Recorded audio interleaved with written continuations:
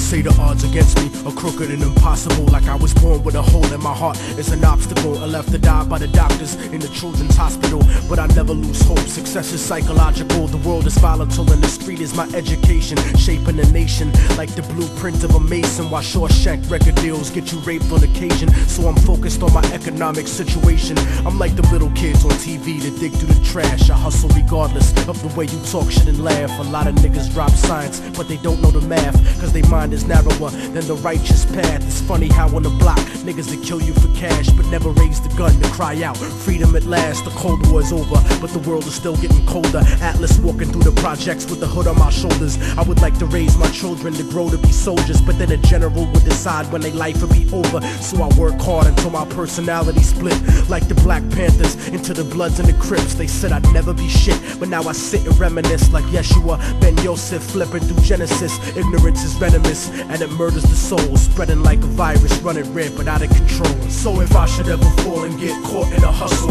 let them know that I died while I fought in the struggle. From the hood rats to rich kids lost in a bubble, spray painted on the streets and in the subway tunnels. Write it down and remember that we never gave in. The mind of a child is where the revolution begins. So if the solution has never been to look in yourself, how is it that you expect to find it anywhere else? Immortal technique in the streets, back on the hustle, cause 3 strikes will get you life for stuffing cracks in a duffel. Upstate behind steel gates, attacked in a scuffle, razor blade stuck on the side of pencils hacked to your muscle. But the emptiness is what bleeds you to death when it cuts you, and it's the lawyers, not the inmates, scheming to fuck you, trying to fight the system from inside, eventually corrupts you. But that's what you get when you put a corporation above you, and it's the people that love you that seem to hurt you the most. Sometimes when they die, you find yourself cursing a ghost, but you make success, nobody delivers your fate. Sometimes you give and you take, since prehistoric vertebrates crawled out of the lakes. And that's the truth about life, more to do with the ghetto than your car rims and your ice. Cause even though we survived through the struggle that made us, we still look at ourselves through the eyes of people that hate us. But I'ma make it regardless